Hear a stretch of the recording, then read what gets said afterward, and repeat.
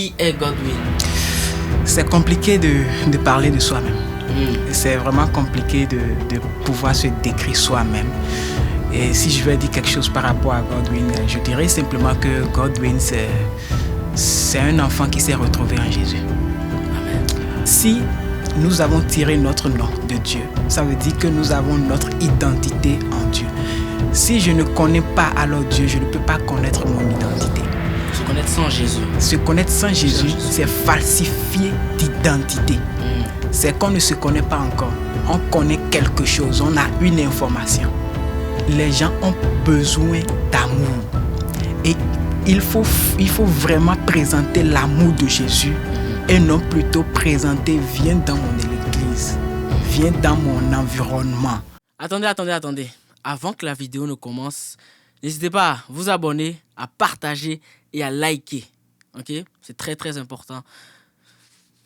Je vais attendre. J'ai le temps. Passez une très bonne émission. Ici, les gens ont vraiment... En fait, l'évangile a plus de sens ici. Le sens peut-être parce que c'est très accessible en Afrique ou bien chez nous au Bénin. Des gens peuvent un peu ne pas vraiment cerner le vrai sens. Mais ici, je pense que l'évangile a tout son sens. Quand on parle de Jésus nous a aimés, est venu à nous, ça a tout son sens ici. Quand tu veux approcher quelqu'un, montre-lui l'amour. Rapproche-toi de la personne. Il faut voir comment, comme moi, j'aime le citer, mon pasteur, il le dit souvent ici, salut Eddie. Il le dit ici, ouais. Il le dit, il faut que la bonne nouvelle soit une bonne nouvelle pour les gens. Effectivement. Donc, il faut réellement voir, il faut vraiment t'impliquer dans la vie de la personne. Il faut vraiment te donner pour la personne. Et de jour en jour, tu verras comment est-ce que je peux lui présenter cette bonne nouvelle. Quel est le besoin de sa vie? Quel est l'aspect de sa vie qui a besoin de Jésus? Quel est cet aspect de Jésus qui lui serait beaucoup plus favorable? Certaines personnes connaissent Jésus comme guérisseur. D'autres le connaissent comme pourvoyeur. Lui, dans son cas, présentement, qu'est-ce que Jésus pourrait lui faire maintenant? Et ce sera vraiment une bonne nouvelle pour lui. Et aussi, ce sera vraiment le temps où je relationne avec la personne pour connaître plus la personne, me rapprocher de la personne. Je dois prendre ce temps-là aussi pour pouvoir prier pour la personne. Ouais. Ici, j'ai compris que l'évangile, c'est vraiment tout un travail. Et il faut s'y donner corps et âme. Tu pries pour la personne. Parce que c'est le Saint-Esprit qui convainc les cœurs. Tu pries pour que le Saint-Esprit convainc le cœur de la personne.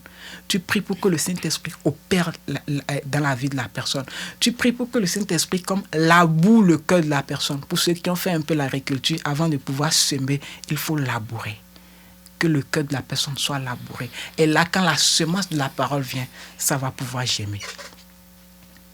Maintenant, pour finir, des fois, on plante la semence et puis ça ne donne pas en même temps de fruits. C'est pas grave. Notre rôle, c'est de pouvoir parler. Le Saint-Esprit sait comment gérer. Il y a des gens qui ne vont pas recevoir aujourd'hui, mais qui vont recevoir plus tard. J'ai connu des gens quand j'étais à l'université qui étaient hostiles à l'évangile et tout, mais quand ils sont sortis de l'université, cette parole qu'on a essayé de semer dans leur cœur, ça a pris boum. Et ils sont devenus terribles en Jésus. Wow. Donc notre rôle, c'est de semer de façon infatigable. Et puis le Saint-Esprit sait comment lui, il va l'arroser et comment lui, il va le faire germer dans le cœur de la personne. Continuons simplement à montrer de l'amour, continuons simplement à nous intéresser aux gens comme Jésus le faisait quand il était aussi là. Wow.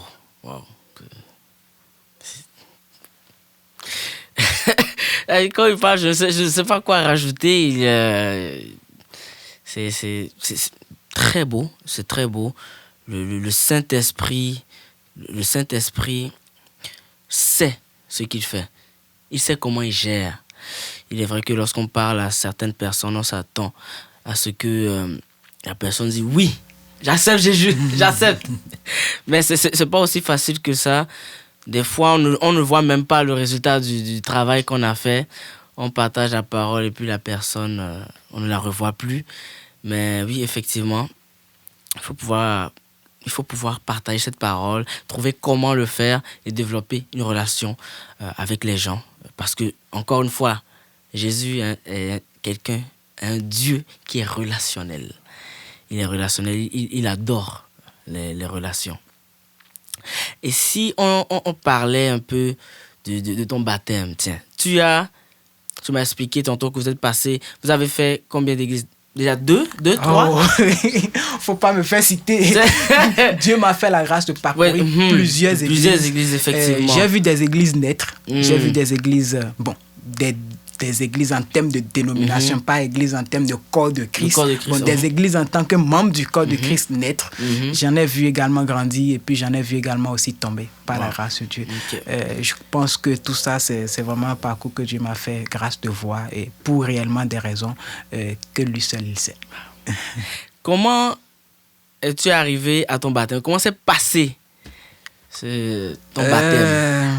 C'est quand même une étape importante dans le cheminement des chrétiens. Bon, là, tu veux parler du baptême par immersion, c'est ça? Par immersion, effectivement. Ok. Effectivement. Ok. C'est vrai, par immersion, je m'étais baptisé en 2015.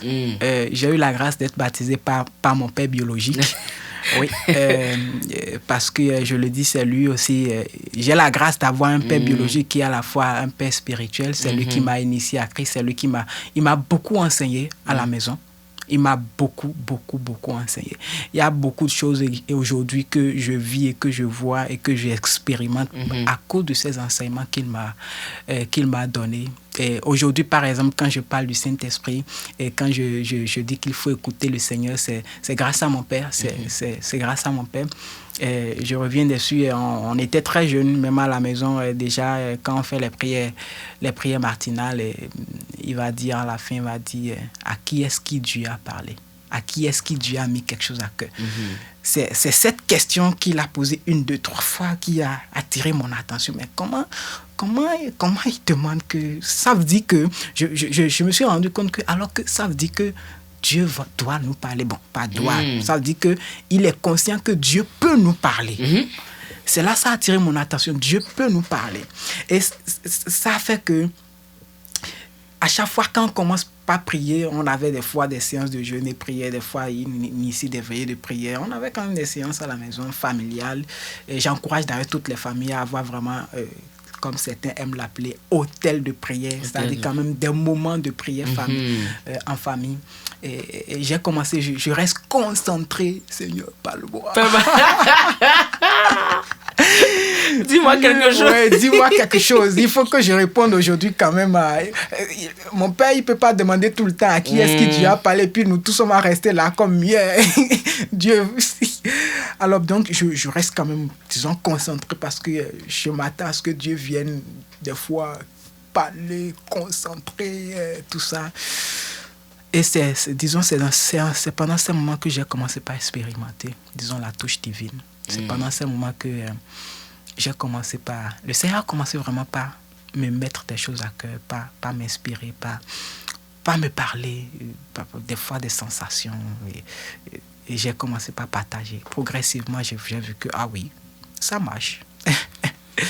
Ça marche. Et donc, alors, c'est lui, mon père, qui m'a baptisé par immersion parce qu'il avait un ministère. Il dirigeait un ministère d'évangélisation dans les écoles. Et, oui, il dirigeait un ministère d'évangélisation dans les écoles. Et l'une des personnes qui était auparavant musulmane, c'était une sœur, et qui est venue à Christ, oui, pendant ces moments d'évangélisation dans les écoles auxquels moi-même j'ai activement assisté par moment. J'ai vu beaucoup de choses. J'ai vu surtout beaucoup de dons être manifestés pendant ces moments. Ouais. C'est dans ces instants que j'ai vu, disons pour mes toutes premières fois, les dons de parole de connaissance, les dons de prophétie, les dons de parole de sagesse. J'ai vu des délivrances pas possibles. J'ai vu aussi la perversité du monde. J'ai vu pas mal de choses. J'ai écouté beaucoup de confessions. J'ai vu que, le monde spirituel est tangible. C'est pendant ces moments, on était dans les années 2008. De 2008 jusqu'à 2012. 2008 jusqu'à 2012, j'ai vu des choses terribles par la grâce de Dieu. Est-ce que tu peux vous en décris quelques-unes. Ouais.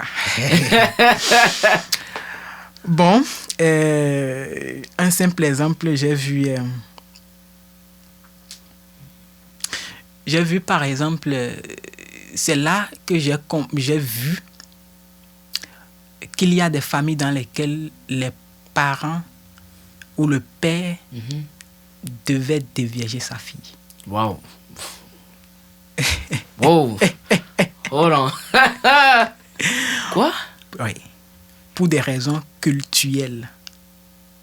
Pas culturelles, des raisons culturelles, des raisons mystiques. Ben, quelle est la différence entre culturel et cultuel? Oui, le culturel, c'est... Toi, maintenant, tu t'es habillé, ça, c'est culturel. Oui, ça montre la culture, par exemple, disons, ivoirienne. Je me suis habillé à la manière béninoise. Je montre la culture. Quand on parle de la culture, c'est tout ce qui est, par exemple, notre identité, les danses, le langage, l'alimentation, l'habillement, et tout ça, ça fait la culture.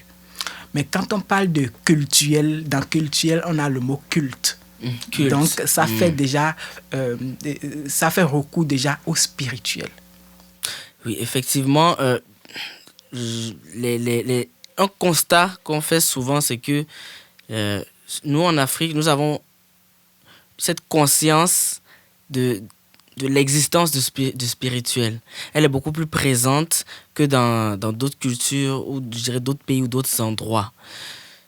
Bon, je vais te laisser d'abord répondre à la question que je t'ai posée, mais je me demande qu'est-ce qui fait cela? Qu'est-ce qui fait que nous soyons plus conscients de cette présence-là, de ce monde spirituel qu'on ne voit pas plutôt que d'autres? Mais je te laisse continuer. Oui, on va revenir à ça peut-être. Alors donc, j'ai vu ça par exemple. J'ai vu ça par exemple qu'il y a des filles, des jeunes filles que les pères couchaient avec. Pourquoi?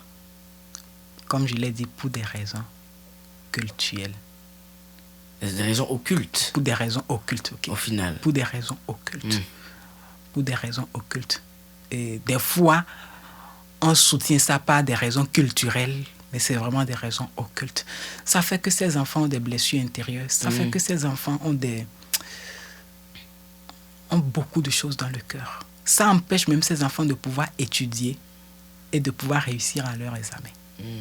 Ouais. Donc, ça m'a fait voir beaucoup de choses. J'ai vu des gens qui... on va pas aller dans... on va pas aller dans beaucoup de détails comme ça. Mais c'est des choses comme ça, des manifestations occultes, beaucoup quand même, qui montrent un peu déjà... ça, c'est vraiment à l'africaine. C'est vraiment à l'africaine. Donc, voilà, il avait... par la grâce de Dieu, évangéliser une jeune sœur, une sœur qui avait reçu Christ et qui, disons, à cause des parents, elle devait aussi, disons, prétendre musulman pour l'instant parce que Dieu a dit d'honorer les parents des fois. Donc, elle n'avait pas encore vraiment l'âge et la maturité qu'il faut pour pouvoir affronter et se déclarer. Mais arrivé à un moment, elle avait décidé d'elle-même de le faire. De vraiment de vraiment proclamer sa position pour Christ. Et puis elle a demandé qu'elle soit baptisée. Elle a dit que le Seigneur lui a mis à cœur qu'il faut qu'elle se baptise.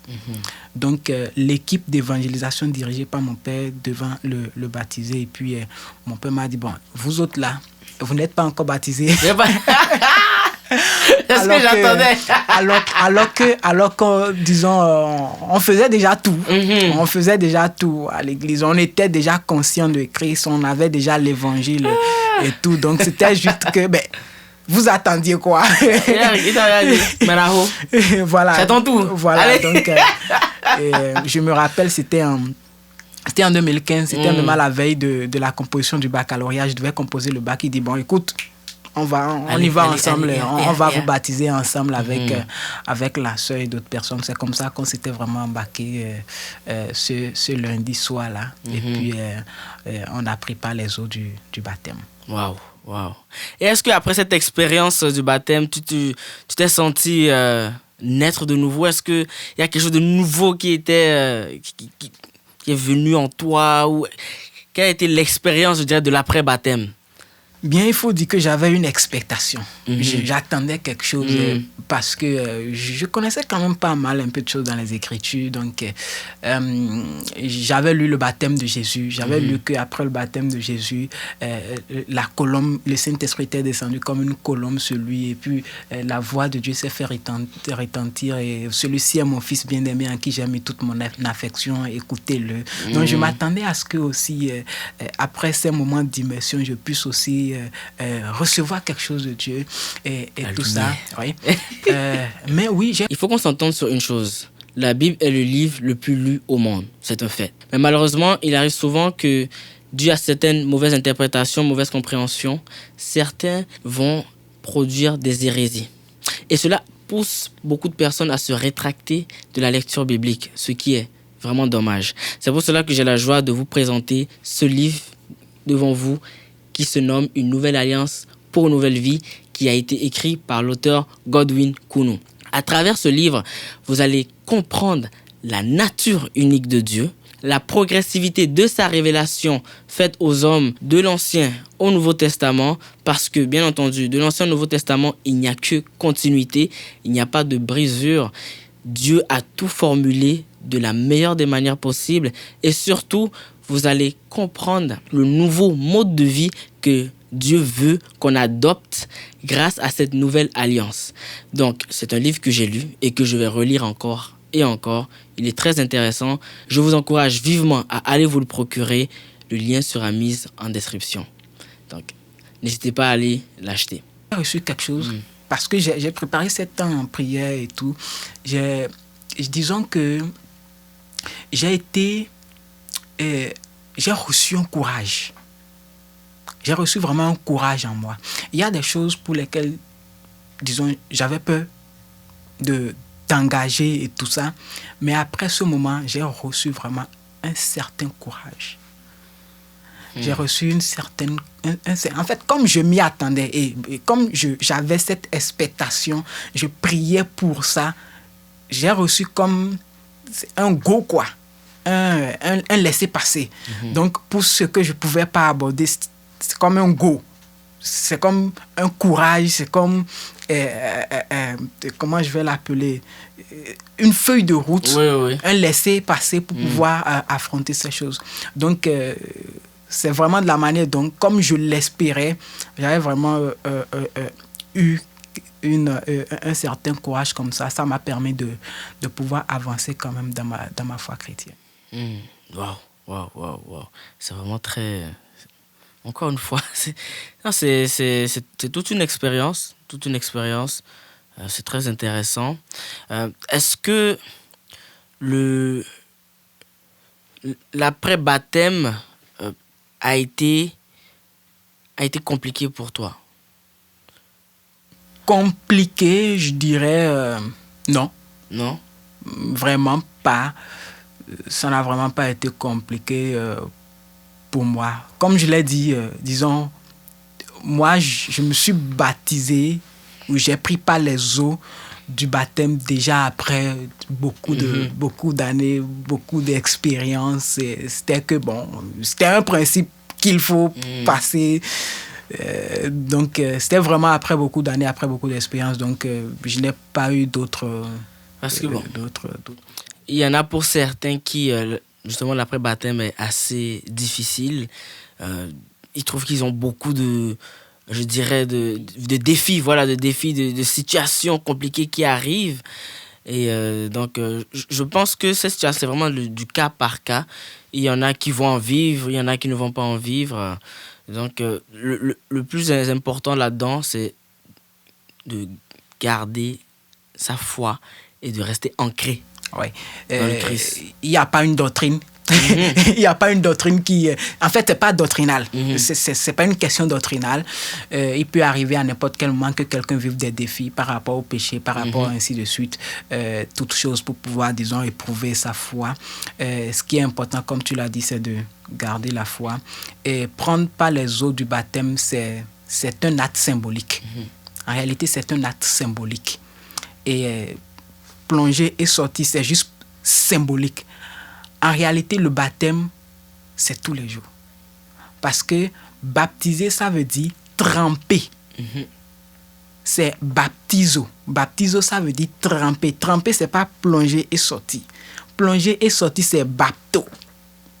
Tu plonges, tu sors. Ça, c'est bapto. Ce que Dieu veut pour nous, c'est qu'on puisse demeurer en lui. Pas qu'on puisse rentrer Et sortir. Voilà. Maintenant, juste le rentrer et sortir, c'est vraiment symbolique pour montrer devant une population que aujourd'hui, je décide devant un public de pouvoir, voilà ma vie prochaine. Sinon, c'est vraiment tous les jours. Le vrai, ou bien le baptême dans son sens, disons, dans son sens plus christocentrique, c'est être plongé dans l'esprit, dans la parole et y rester tout le temps. Comme tremper. Quand on dit tremper, c'est mettre et que ça reste. Et quand tu mets, par exemple, quand tu trempes la viande, ou bien, oui, c'est comme quand on va tempérer la viande. Ah, tu vas me donner faim. Quand tu veux tempérer la viande, tu mets ça dans l'eau, tu bouillis, tu mets les épices et la viande, ça sort comment? Ça sort cuite, transformée. Ah oui. Voilà. Toutes les fois qu'on reste en Dieu, c'est comme ça que l'esprit, c'est comme l'eau qui bouillit et qui nous transforme à chaque fois. Donc, on a besoin de transformation, pas de façon ponctuelle. On a besoin de transformation de façon continuelle. Donc, le baptême, c'est rester en Christ. C'est demeurer dans la parole de Dieu toutes les fois. Wow. Donc, c'est tous les jours. C'est un parcours, en fait. Wow. L'immersion, c'est juste un acte symbolique pour déclarer publiquement ma foi en la personne de Jésus. À quoi ressemblait ton parcours chrétien à l'école? Parce que être chrétien à un si jeune âge, on est obligé de vivre avec le monde, qu'on le veuille ou pas. Et pour beaucoup, être à l'école, ce n'est pas simple. Traverser les bancs scolaires, ce n'est pas simple. Il y a beaucoup de choses qui se passent à l'école. Plusieurs personnes se retrouvent. Et être chrétien, en tout cas à l'école, je sais que ici, pour ceux qui l'ont été, que ce soit surtout au secondaire par exemple, c'était très dur. Et donc, toi, dans ton cas, à quoi est-ce que cela ressemblait, ton parcours scolaire? Que ce soit primaire, peut-être secondaire, lycée. Ça me rappelle une phrase que le pasteur a prononcée pendant le sermon hier.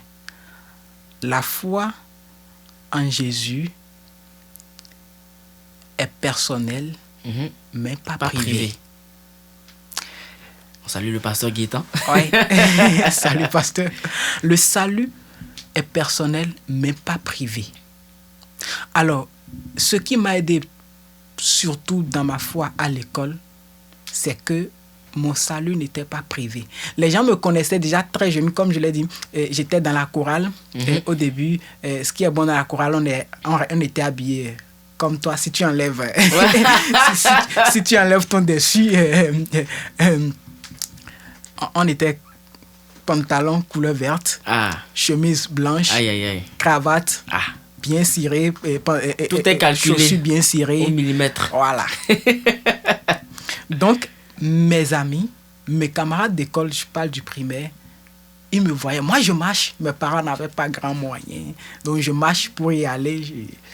Mes amis, des fois, passent en voiture, passent en moto et puis ils me voient. Donc, quand ils me voient habillé, arrivé à l'école le lundi, ils me disent « Oh, pasteur, on t'a vu. Hier, tu étais... » Oui. Alors, bonjour, guys. Aujourd'hui, je vais vous présenter un carnet de lecture et de méditation biblique qui va vous aider à atteindre vos objectifs de lecture annuels. Donc, vous pouvez le voir, il est juste là. J'ai commencé à l'utiliser et je trouve ça vraiment magnifique. Il y a une difficulté qu'on a tous en tant que chrétiens, c'est que souvent on n'arrive pas à se fixer des objectifs qu'on va garder tout au long de l'année lors de notre lecture biblique. Et il y a une chose qui est importante, c'est la lecture de la parole. Moi, j'ai commencé à l'utiliser et je trouve ça vraiment bien. Alors, je vais vous lire une question comme ça qui va vous être posée parce que ce manuel vous accompagne vraiment. C'est pas seulement un plan, ce sont des questions qui vont vous être posées au cours de l'année et qui vont vous pousser à réfléchir et à méditer. Par exemple, comment est-ce que les discussions autour de la Bible ont-elles enrichi votre compréhension de ce chapitre ou de ce verset que vous avez lu? Ce carnet a été écrit et pensé par Mardoché Izikamunga et je vous conseille vraiment d'aller vous l'acheter. Le lien se trouvera en description. Donc, déjà, quand on a cette image de toi, pasteur, ça te met déjà des limites. Tu sais déjà que, attention, il ne faut pas que je honnisse Jésus ici.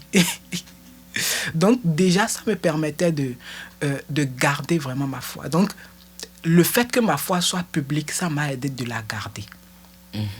Ça m'a aidé de pouvoir l'afficher. Et puis, quand les gens te connaissent comme chrétien, il y a des clans dans lesquels ils ne te mettent pas.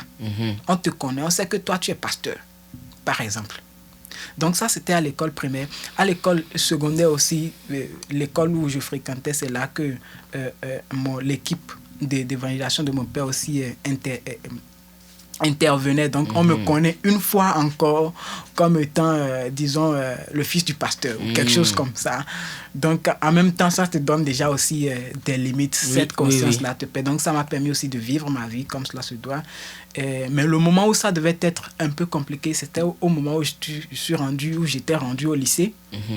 Lycée technique, par la grâce de Dieu. Je rends grâce à Dieu pour cette éducation de base que j'ai eue en Christ et tout ça. Sinon, le lycée, waouh, j'allais me perdre. Ah oui? Non, c'était très facile de se perdre au lycée. Wow. Surtout là où j'étais. Pour ceux qui connaissent le lycée technique Koulibaly à Cotonou, c'est quand même dans un environnement...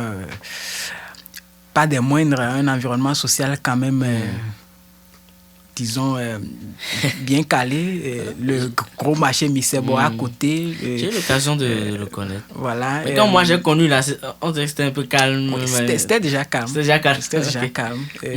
Parce que présentement, l'environnement est meilleur, présentement. À cause de l'urbanisme et tout ça. Sinon, il y a le gros marché Misebo à côté.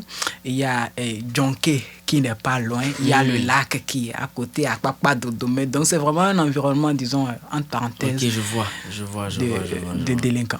Okay. Pour ceux qui ne connaissent pas Djonké, c'est la rue Saint-Laurent de Cotonou.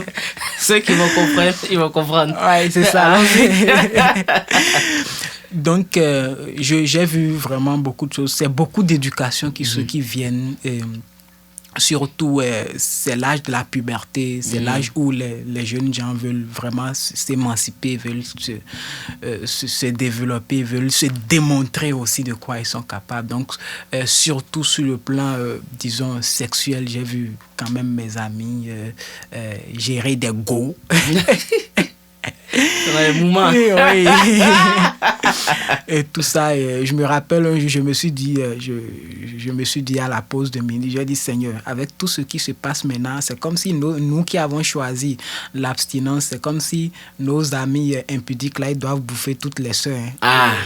Ils n'avaient pas le temps. Hein. Et toi, tu n'avais pas d'autres, mon frère.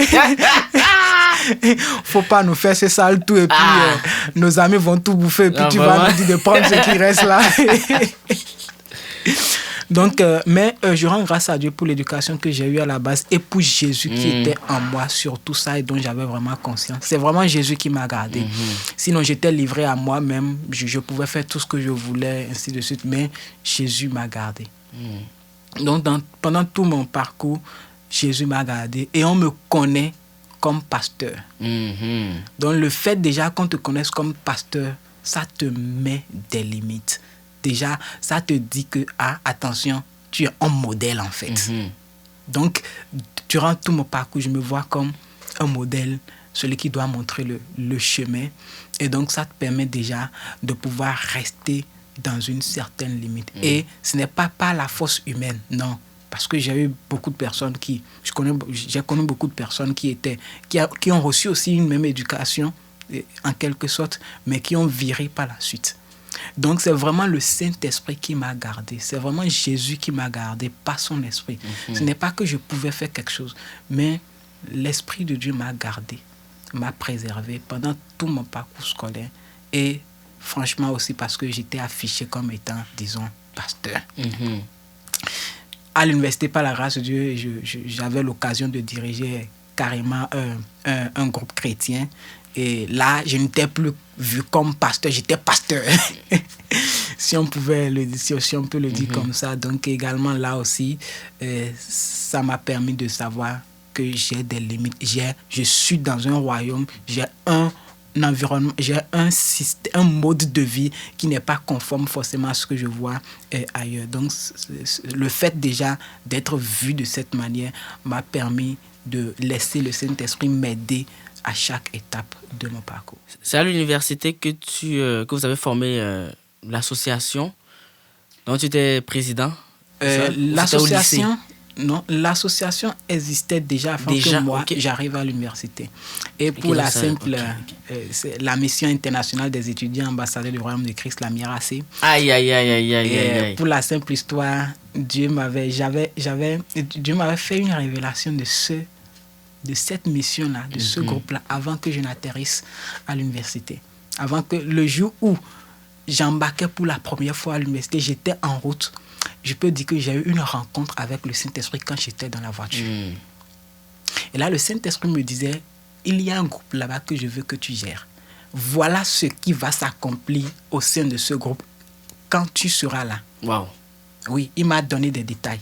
Et c'est comme s'il me donnait une feuille de route. C'est comme, je le dis souvent à mes frères qui étaient dans la mission avec moi et qui y sont encore. Je leur dis, moi j'ai reçu un appel pour présider la MIRAC. J'ai reçu un appel du Seigneur. C'était pour moi comme un appel. Dieu m'a donné une feuille de route claire. Voici ce qui arrivera. Et pendant tout mon parcours, j'ai vu ces choses-là s'accomplir. Donc je rentrais à l'université, je me rappelle le jour là dans la voiture, je disais, Seigneur, mais je vais étudier, je vais pas pour être pasteur. Mais j'ai fait un deal avec le Seigneur pendant ce temps. Il dit, bon, ok, avec tout ce que tu me demandes, ça va me prendre du temps. Maintenant, rassure-moi de quelque chose. Assure-toi de ce que je n'ai pas de matière à reprendre. Aide-moi à valider toutes mes matières et moi, je vais m'occuper de ton œuvre. Ce que le Seigneur a fait, je me rappelle en première année, déjà, on m'appelait le gars qui ne revient jamais en reprise. Je ne reprenais jamais les matières, par la grâce de Dieu, je n'en reprenais jamais. Dieu a fait grâce et puis j'ai fait tout mon parcours sans jamais en reprendre. Dieu, en fait, a tenu sa parole. Donc, c'est vraiment un peu ça. Donc, vous savez déjà que monsieur est président. Donc, si vous le voyez, vous pouvez dire président Godwin. C'est ça qui est là. Pour en revenir au lycée, lorsque tu étais au lycée, c'est là que tu as rencontré le pasteur. Le pasteur Abdon. Oui, ça. Oui, on s'est rencontrés au lycée. Et comment est-ce que cette rencontre t'a aidé dans ton cheminement au lycée? Alors, j'ai rencontré le pasteur Abdon, il était mon enseignant à partir de la classe de seconde. J'espère qu'il n'était pas trop...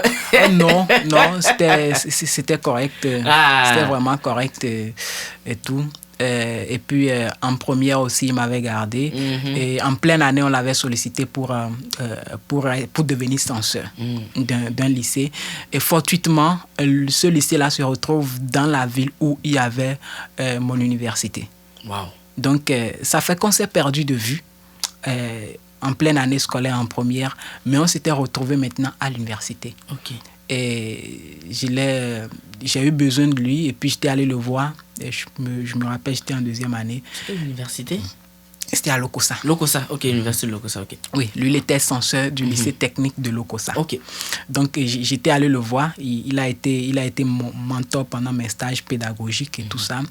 Et pendant ce temps, je savais qu'il était pasteur. Je le savais parce qu'il en parle aussi même pendant les cours, bien pendant les discussions, il en parle. Et comme moi, je dirigeais un groupe comme ça, je l'ai sollicité. C'est comme ça que je l'ai sollicité pour la toute première fois pour pouvoir, diriger une veillée parce qu'on faisait des veillées de prière. Donc, je l'ai sollicité pour donner le message, animer la veillée. Et puis, c'est comme ça que notre connexion spirituelle a commencé. Et il est venu, le Seigneur s'est glorifié une première fois, après je l'ai réinvité une deuxième fois. Après, c'est là que ça a vraiment pris un autre sens, notre connexion. Et puis voilà, on a vraiment fait beaucoup de choses ensemble par la grâce de Dieu à Lokossa. Et puis voilà, jusqu'à ce jour. Ok. Si c'est que on ne manquait pas de temps, honnêtement, on serait allé beaucoup plus en détail, mais cela sera pour une autre fois. À suivre. À suivre, à suivre. Il y aura partie 2, partie 3. Par la grâce de Dieu. Ah oui, par la grâce de Dieu. Waouh. C'était vraiment bon. Avant qu'on ne finisse, as-tu quelque chose à dire, à rajouter pour conclure, pour résumer tout ce dont on vient de parler aujourd'hui? Je vais chuter avec ça, relié à ce qu'on vient de dire par rapport au pasteur Abdan, la connexion divine.